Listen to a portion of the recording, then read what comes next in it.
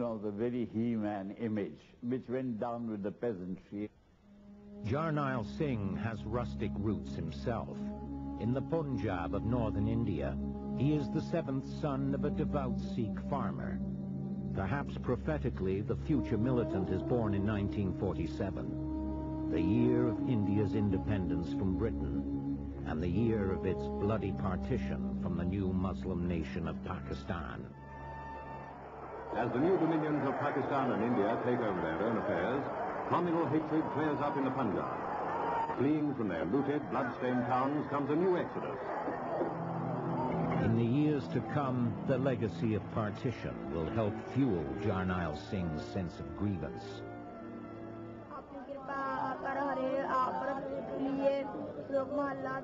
His religious education begins early at a seminary outside Amritsar, the Damdami Taksal, a place few Westerners have seen. It is a 300-year-old school where some of the most influential Sikh holy men have trained. And many people give their boys to be brought up as scripture readers, hymn singers, and they're generally going out preaching Sikhism. Here, young boys learn about the heroic martyrs of their faith, and even before they can read, are steeped in the words of their gurus. From the beginning, Jarnail Singh demonstrates a combination of piety and skill that marks him as a future leader. बड़ी तगड़ी याददाश्त ਉਹਨਾਂ ਦੀ ਸੀ ਔਰ ਕਿਸੇ ਗੱਲ ਨੂੰ ਸੁਣ ਕੇ ਜਾਂ ਦੇਖ ਕੇ ਉਹ ਕਦੇ ਭੁੱਲਦੇ ਨਹੀਂ ਸਨ। ਇਸ ਤੋਂ ਇਲਾਵਾ ਉਹਨਾਂ ਦੀ ਜਿਹੜੀ ਰਸਨਾ ਸੀ, ਜ਼ੁਬਾਨ ਸੀ, ਉਹ ਬੋਲਣ ਵਿੱਚ ਬੜੀ ਸਮਰੱਥ ਸੀ ਔਰ ਬੜੇ ਵਧੀਆ ਵਕਤੇ ਸਨ।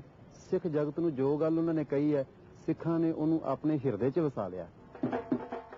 At the religious school, Jarnail Singh also learns how to fight. Students here inherit a centuries-old martial arts tradition. They take literally the words of their 10th guru, who told Sikhs to arm themselves against their oppressors. He said very significant lines. When all other means have failed, it is righteous to draw the sword. Jarnail Singh will take those lines to heart. He learns to become a defender of his faith in an era of growing militancy against the central government. A government run by a powerful Hindu family. Indira Gandhi becomes Prime Minister in 1966. She is the daughter of independent India's first Prime Minister and heir to the Nehru dynasty. One of her challenges is to appease Sikhs in the Punjab, where resentment has been festering since partition. Starting in 1947, when the British left India, the Punjab, the Sikh spiritual homeland, has been split in two, partitioned in order to accommodate a Muslim homeland. Part of Punjab, including the city of Lahore, now belongs to Pakistan. The rest of Punjab, including Amritsar and the Golden Temple, is still part of India. There were many, many Sikhs living in that part of Punjab which went to Pakistan, and virtually every one of them was either killed or migrated. Despite enormous losses during partition, the Sikhs make an impressive recovery and turn India's Punjab into the breadbasket of the nation. But some remain resentful, fearing that Sikhs, who make up only 2% of the country's population, will be drowned out in Hindu-dominated India. A sense of grievance grew amongst them. And they said, well, the Hindus got Hindustan, the Muslims got Pakistan. What have we Sikhs got out of this? Nothing. In the mid-70s, the Sikh political party, the Akali Dal, demands that the central government give Punjab more political autonomy. Now, of course, it was impossible for any Indian Prime Minister to concede that to Punjab, because otherwise every other state in the country would come along and say, well, we want the same thing. Besides, Indira Gandhi's government is in crisis. Amidst charges of corruption, the Prime Minister imposes draconian emergency rule in an effort to cling to power. The result is a humiliating defeat for Mrs. Gandhi and her Congress party in the 1977 general election. That same year, the prodigy of the Damdami Taksal, Jarnail Singh, takes over as the school's new leader. Following in the tradition of his predecessors, he takes the surname Bhindrawala. In his new position, Jarnail Singh Bhindrawala will rise from obscure preacher to charismatic leader and become the central player in India's biggest crisis since its independence. This program is brought to you by Michelin, because so much... In late 1977, word is spreading among the Sikhs of rural Punjab about a new holy man, or sant. 31-year-old Sant Jarnail Singh Bhindrawala is drawing crowds with his passionate sermons and martial bearing.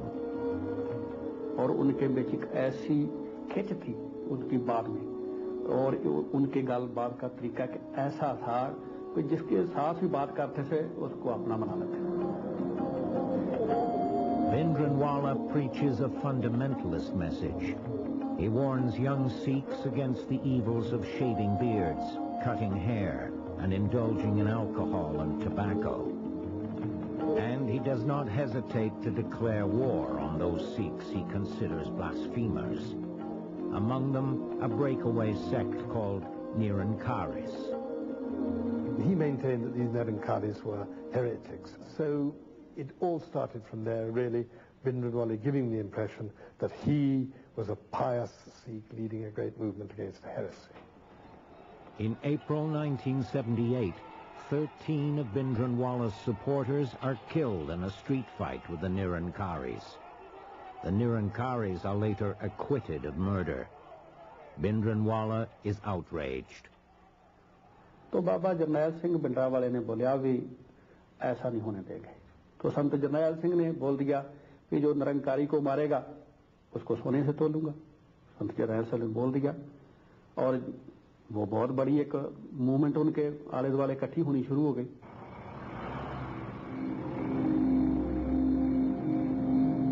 Revenge is not long in coming. On April 24th, 1980, when the Nirankari leader arrives at his home in New Delhi, assassins are waiting in the shadows.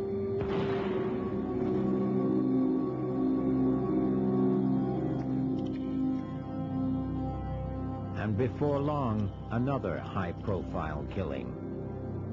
This time, the victim is a Hindu newspaper proprietor, a harsh critic of Bhindrawala.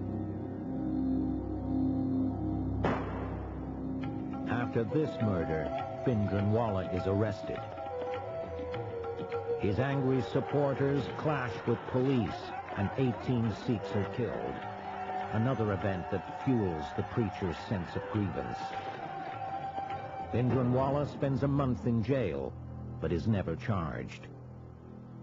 By the time he came out of jail, he realized he'd become a hero. So he started using the heroic language thereafter. And there was no stopping him. Bhindrawala's speeches increasingly focus on persecution. His perception that Sikhs are a downtrodden minority in Hindu-dominated India. Until it is ingrained in the mind of every son of a Sikh, of every old man, of every mother and sister, that we are slaves. We will not be able to throw off the yoke of slavery and achieve freedom. Freedom from slavery is achieved only when a person starts to feel and understand that he would prefer death to life as a slave.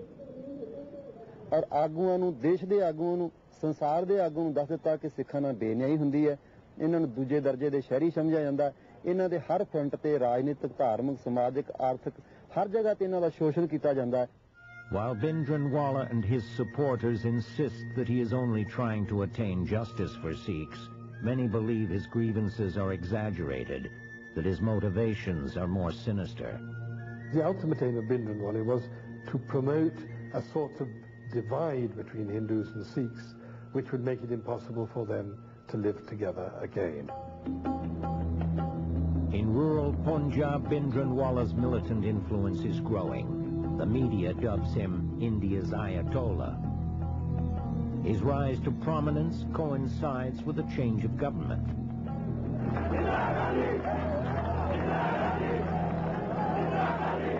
Indira Gandhi is back in power. Before long, she and Bhindranwala will become arch-enemies. But for now, her attention is focused on another group of Sikhs. They are the Akali Dal, the Sikh political party. While the Akalis are more moderate than Bhindranwala, they are demanding concessions from Mrs. Gandhi's government, more rights and more autonomy for Sikhs in the Punjab. In 1981, the Akalis come to New Delhi for negotiations, but the talks break down because Mrs. Gandhi is gearing up for critical state elections. Mrs. Gandhi feared that if she gave any concessions to the Akalis at this stage, then she would lose Hindu votes. Mrs. Gandhi's cynical bid for Hindu votes and failure to appease the Sikhs begins the countdown to disaster. The Akalis respond with street protests leading up to the 1982 Asian Games in New Delhi. Mrs. Gandhi is afraid the Sikhs will embarrass her in front of the world, so the authorities crack down hard. Sikhs from all walks of life and all political stripes are harassed, detained, and arrested. The authorities' heavy-handed tactics infuriate Sikhs and drive many of them right into Bhindranwala's camp. Among the newcomers is a valuable ally, a retired military officer, General Singh. His inside knowledge of the Indian Army and expertise in guerrilla warfare will turn Bhindranwala's militants into an organized fighting force.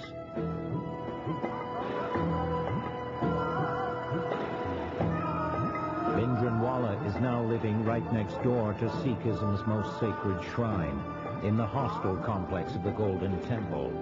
Here, he is easily accessible to his supporters and to journalists who sense a growing edginess. I remember one occasion when I was sitting cross-legged quite near him, and my toe accidentally touched his sword. And General Singh, who was his chief military advisor, looked at me furiously and said, "What do you think you're doing? Your toe has touched Sanchi's sword." So I sort of went like this, and I said, "Gee, I'm terribly sorry," and all the rest of it. So it was always a very tense time when you had the press conferences with him. Those who live in and around the temple complex feel the tension too.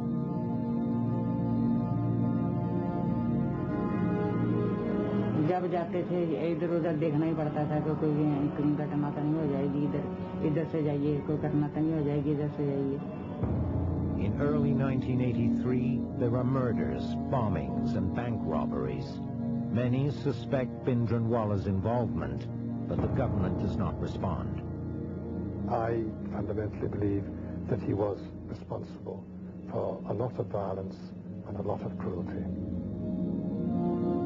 On October 5th, hijackers target a passenger bus. Hindu passengers are singled out and executed. As the victims' families mourn, Mrs. Gandhi imposes president's rule in the Punjab. Police search and shoot with impunity. Sikhs and Hindus alike are falling victim to the gun. Bhindranwala denies responsibility for any of the terrorism.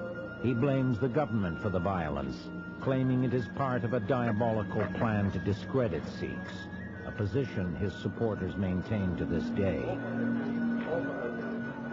सरकारी एजेंसियां थी इसके पीछे. तो India की government थी ना, कांग्रेस थी, इसके सभी के लिए तो वैसे कांग्रेस रिस्पॉन्सिबल फॉर दिस. संत जरनैल सिंह खालसा भिंडरांवाले को मीडिया ने ही टेररिस्ट, उनका जो चेहरा बुरा था ना, उसको टेररिस्ट लोगों में से पेश किया। वास्तव में संत जरनैल सिंह भिंडरांवाले कोई टेररिस्ट नहीं थे।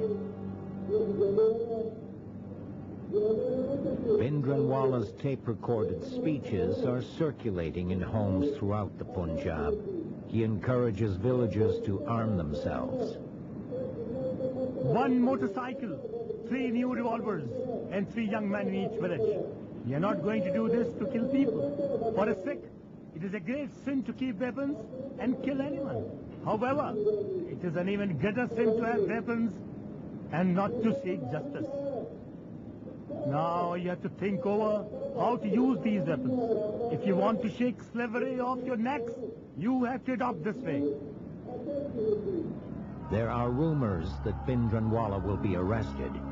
He takes sanctuary right inside the Golden Temple complex in one of its most sacred buildings, the Akal Takht, or Eternal Throne. Over the next few months, there are signs that Bhindranwala and his militants are preparing for battle.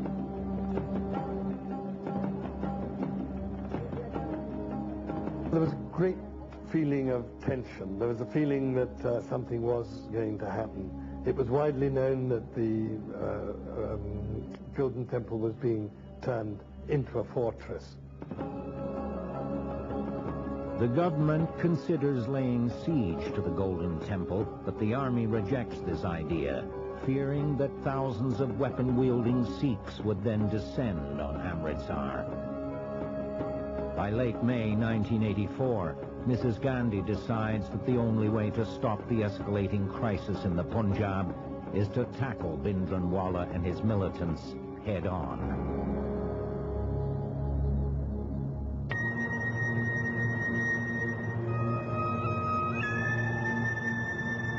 June 1st, 1984.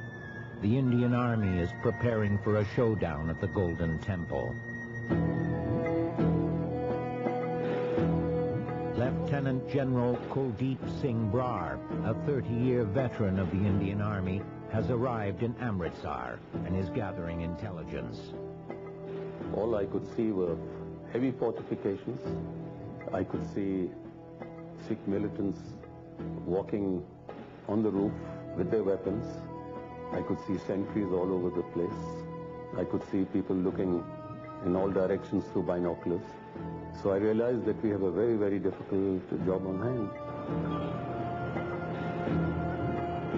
Meanwhile, pilgrims are flocking to Amritsar for an important Sikh religious holiday, unaware that their most sacred shrine is about to become a battleground.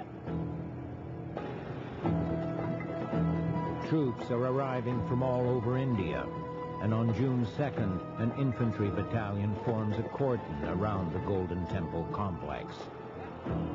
Those who live inside are watching the developments nervously. Satwant Kaur, a mother of 3 and wife of a temple singer, wonders if her family should leave. हम डर गए थे कि ये पता नहीं क्या होने वाला है। हमने जिससे पूछा वो पकड़ लेंगे, आपको किसी ने मुलाजिमों को क्या कहना है, आप क्यों डरते हो? इतना नहीं मालूम था भी फौज अंदर आ जाएगी या टैंक आ जाएंगे, ये तोपे अंदर लाएंगे, बख्तरबंद गाड़ी आएगी, इतनी चीजें धार्मिक स्थान था। हमको तो ये था कि जैसे आगे बाहर से गोलीबारी होती है ऐसे करते रहेंगे, ये तो मालूम ही नहीं था किसी को। अगर मालूम होता तो हम चले जाते। Because of the religious holiday on June 3rd, the crowds are larger than usual. Devotees have come from far and wide to pay tribute to a Sikh martyr, their 5th guru who built the Golden Temple and was executed by the rulers of the day. The symbolism of the guru's supreme sacrifice is not lost on Bhindranwala and his men as they prepare for battle with Indira Gandhi and her army. क्योंकि सिख स्वरूप ਨੂੰ ਖਤਮ ਕਰਨ ਵਾਲੀਆਂ ਬਹੁਤ ਹਕੂਮਤਾਂ ਹੋ ਗੁਜ਼ਰੀਆਂ, ਇਹਨੇ ਵੀ ਉਸੇ ਤਰ੍ਹਾਂ ਚਲੇ ਜਾਣਾ। On the night of June 3rd, Mrs. Gandhi's government cuts the Punjab off from the rest of India. All transportation and communication is halted.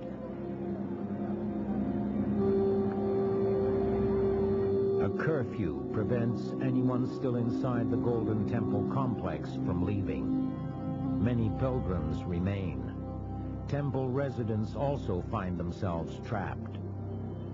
यहाँ पर हमारी जो सीढ़ियाँ थी ना पौड़ियाँ, उसमें बाहर भी किसी ने जिंदरा लगा दिया और अंदर कोई रास्ता हमारा कर्फ्यू लग चुका था तो हम बाहर नहीं जा सकते थे. In the middle of the night, Satwan Kaur hears explosions and gunfire.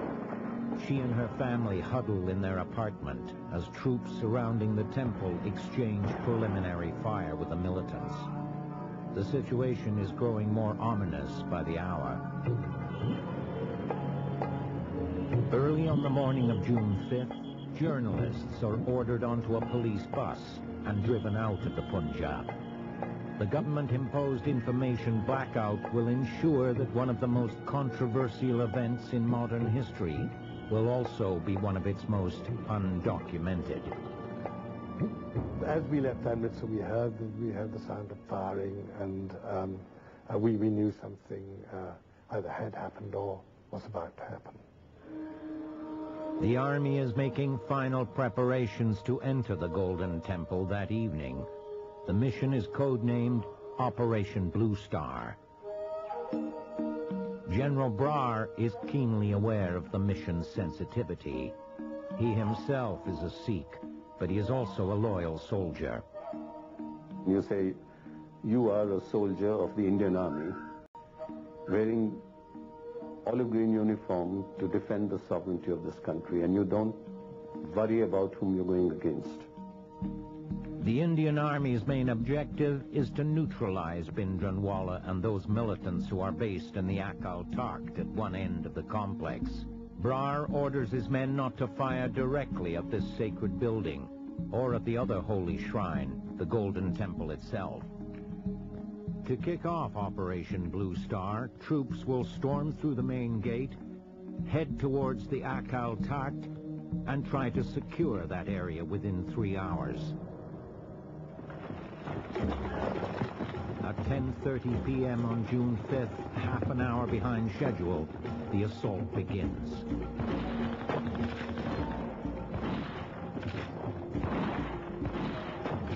In all, 1,000 soldiers are pitted against a few hundred militants. But the militants fight with a ferocity that far exceeds their numbers. They came not only fire from the ground floor, but from the first floor. Grenades were being lobbed at them. At the same time, they were being fired upon from the Akal Takht. And now it became difficult for them to move. Upstairs in the residential quarters, some temple workers and their families decide they have to escape.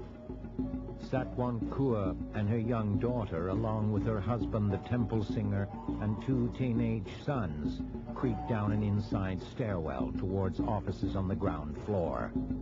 Out on the walkway, someone hears their descent. उन्होंने कहा कि अंदर से आवाज आती है, जहाँ बम फेंको. ये हमने सुना अपने कानों से, कहते जहाँ बम फेंको.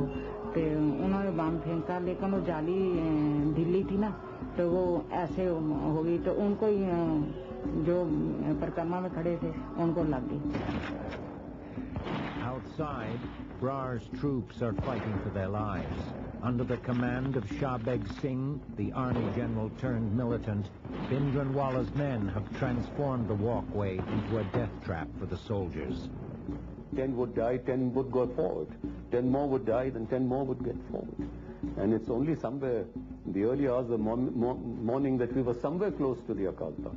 But then the amount of firing was intensified because Akal Takht was very, very heavily fortified. Time is running out for General Brar. If the militants are not subdued by dawn, his troops will be in plain view and become easy targets for the militants.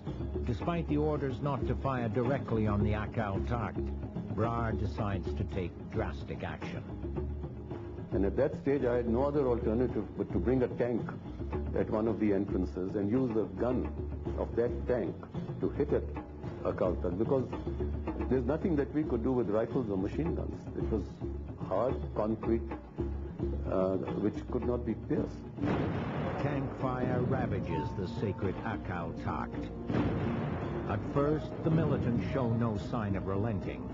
Then at 11 a.m., 12 and a half hours after the army entered the Golden Temple, the firing stops. And the people just rushed out of the Akal Takht, rushed out. This gave me the feeling that something has happened. Why this sudden rush? Why have people suddenly started rushing out? And I said, Bhindrawala is either dead or wounded.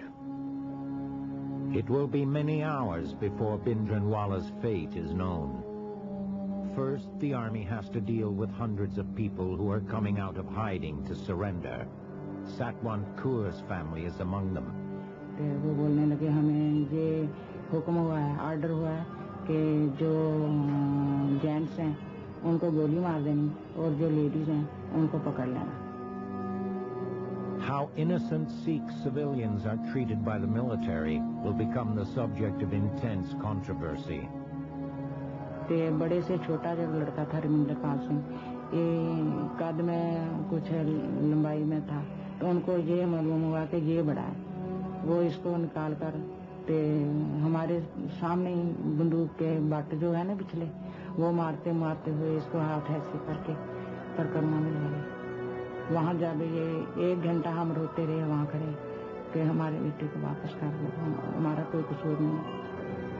There's just no question, let me assure you, from the bottom of my heart, there's no question of a soldier or a man in uniform ill-treating a civilian or shooting a civilian. Many civilians tell a different story.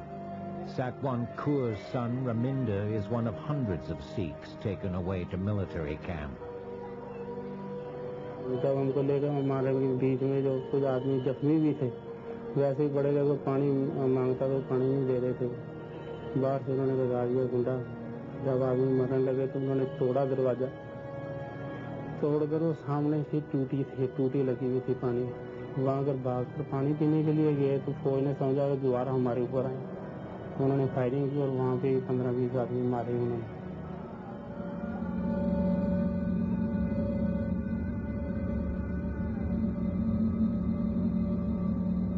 At the Golden Temple, the terrible toll of Operation Bluestar is becoming clear. The government claims that 83 soldiers and 493 civilians are dead. But journalists and human rights groups who later will interview survivors believe more than 1,500 civilians are unaccounted for.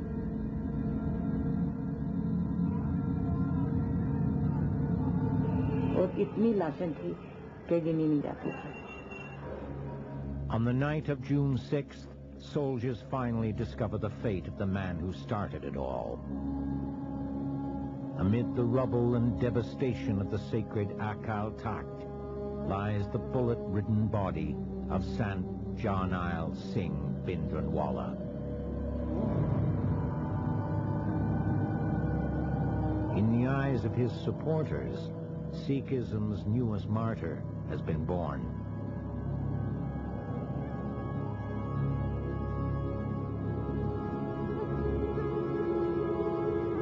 While the battle of the Golden Temple is finished, the militants' war against the Indian government is far from over.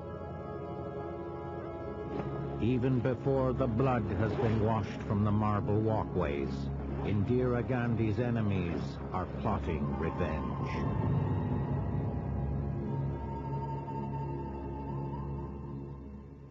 Good morning. Before we start... Atlantis Network.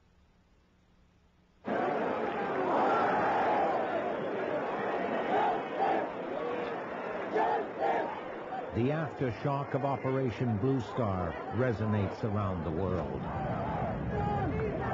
From Vancouver, Canada to London, England, militant Sikhs burn Indira Gandhi in effigy and scream for blood.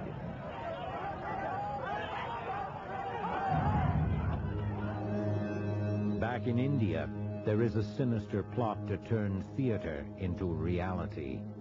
The Prime Minister knows she has alienated Sikhs and after a lifetime in Indian politics, she knows the possible consequences. Well, I've lived with danger all my life, and I think I've had a pretty full life, and it makes no difference whether you die in bed or you die standing up. October 31st, 1984, 5 months after Operation Blue Star. That morning, Indira Gandhi steps out the side door of her house in New Delhi.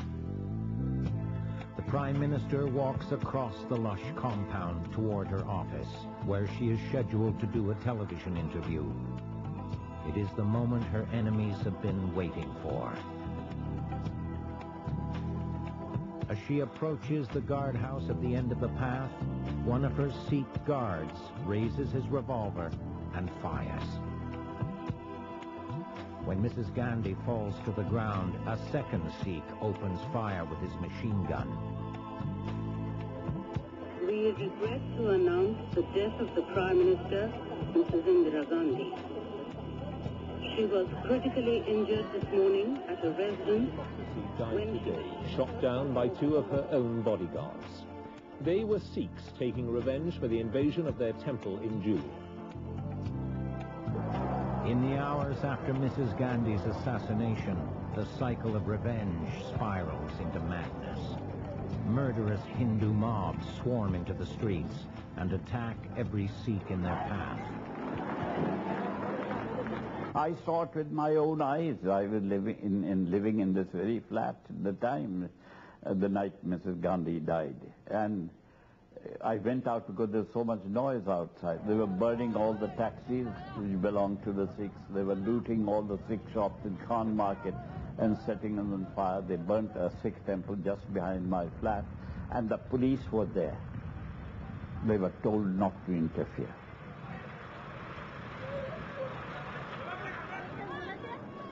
Sikh women watch in horror as gangs of thugs surround their homes and drag their men into the street. वो तो सारे हजारों की तादाद में थे, एक एक के घर के आगे 10-10, 15-15 जने थे, तो बंदा जिसमें एक घर में एक बंदा होगा तो 10-15 के सामने क्या वो एक मुकाबला कर सकता है। आया, लाठी सरियाओं से मारा, तेल डाला, गले में टेर डाला, पेट्रोल डाल के आग लगा दी। एक एक के घर के आगे 10-10, 15-15 जने थे, तो बंदा जिसमें एक घर में एक बंदा होगा तो 10-15 के सामने क्या वो एक मुकाबला कर सकता है। आया, लाठी सरियाओं से मारा, तेल डाला, गले में टेर डाला, पेट्रोल डाल के आग लगा दी।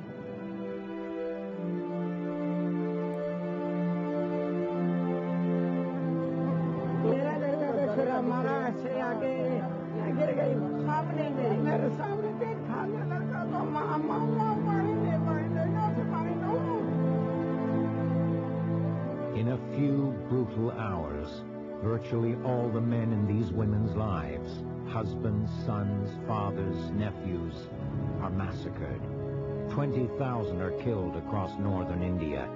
For the survivors, it is horror without end.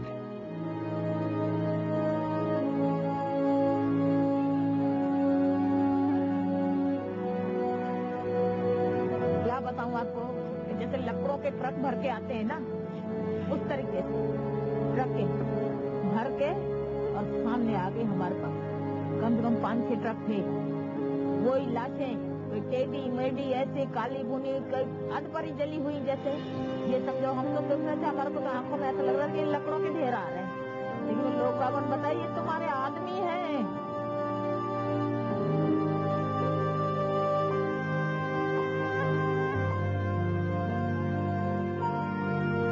लोग बेहोश होने लगे कि ये हमारे आदमियों की हालात है।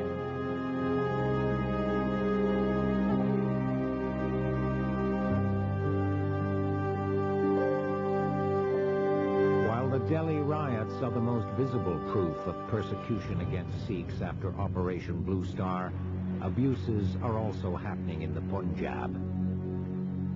A massive government security force is sent to the region to stamp out militants. Thousands of Sikhs, many of them innocent, are beaten, tortured, even murdered in the name of national security.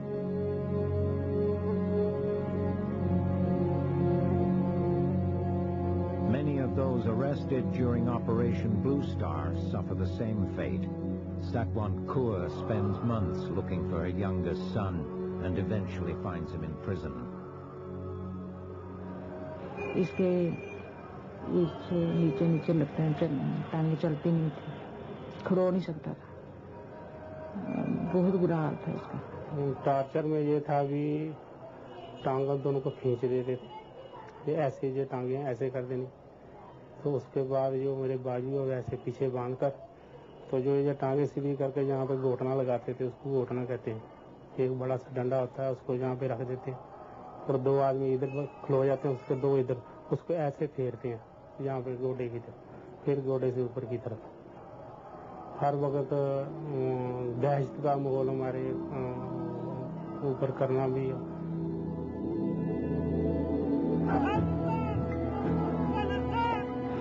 The situation in the Punjab bolsters the cause of Sikh separatists around the world.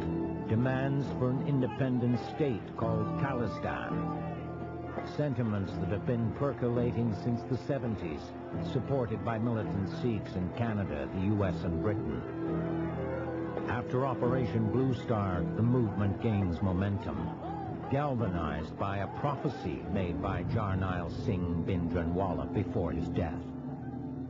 संत जरनैल सिंह बोलते थे कि ये दरबार साहब में हमला हुआ ना तो तब खालिस्तान की नींव रखी जाए। ओपनली बोलते थे, अखबारों में आता था, वो तो बोलते रहे, वो सभी लोग सुनते रहे, हमने भी सुना था। If the separatists are hoping to win the support of governments in the West, their chances are shattered in July 1985, 1 year after Operation Bluestar.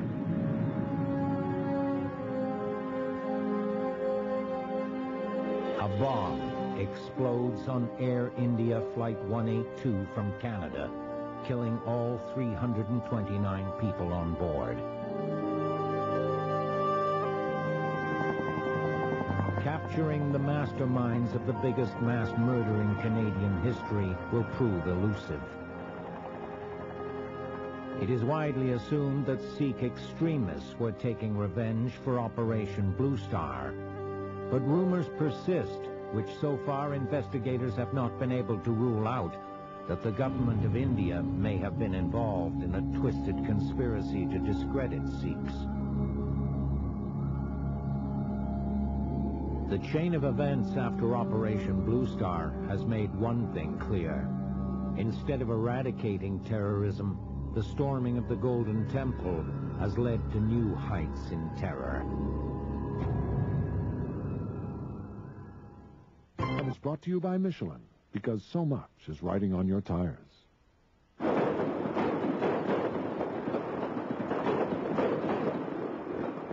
Today, the sound of holiday fireworks at the Golden Temple invokes memories of another sound 20 years ago, gunfire between the Indian Army and Bhindrawala's militants.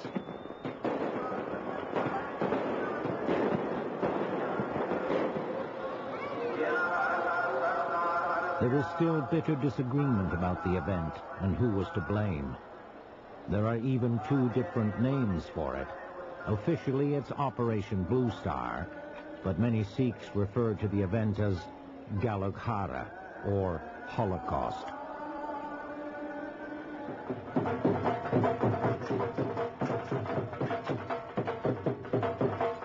For the young men and their teachers at the religious school where Jarnail Singh Bhindrawala was a leader, he will go down in history as the man who challenged the Indian government and won.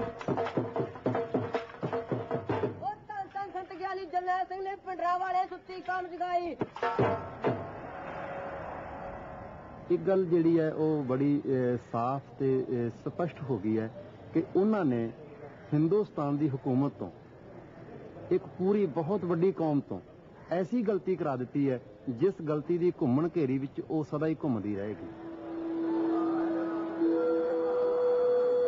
While many moderate Sikhs remain critical of Bhindrawala and his tactics, even they believe the government has not given Sikhs what they've been owed since Operation Bluestar. The Indian government has not been gracious enough to apologize and say, this was an error we should never have made. It would have made a lot of difference.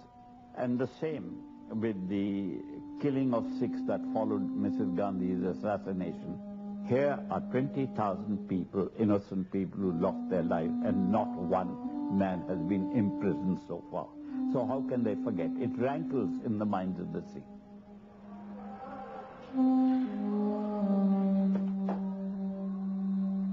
The pain is more than psychological for Raminder Pal Singh. After 5 years in prison, the torture has left his spine so damaged that he has to wear a brace for the rest of his life. His mother keeps bullet-ridden souvenirs of the event that changed her view of the Indian Army forever. तो जब हमारे साथ ऐसा सलूक हुआ हमें इनसे नफरत होने लगी कि ये इन्होंने अपनी मिलिट्री अपनी कौम ने उठ के अपने बंदे की पहचान नहीं की तो मारना शुरू कर दिया. Of course, a lot of people consider me a villain. Kuldeep Singh Brar, the Sikh general who led the troops in Operation Bluestar, has survived several assassination attempts and has endured numerous death threats, including one from his own uncle. If I have to go one of these days, I go. There's no fear about going. I did a job which was given to me. I did it to the best of my ability. I don't think I did anything wrong. I think I, in fact, restored some sanctity to a place of worship which had been desecrated. 2 decades after Operation Bluestar, there is sanctity here, but also bitterness that will linger long after the witnesses are gone. Sikh जो है वो अपना घर तो जलता देख सकता है, बाकी गुरुद्वारों को जलता नहीं देख सकता. वो भी दरबार सब जैसा जो भक्ति और शक्ति का संदेश ये जो है ये इतिहास में लिखा गया ये तो कभी भूलेंगे नहीं.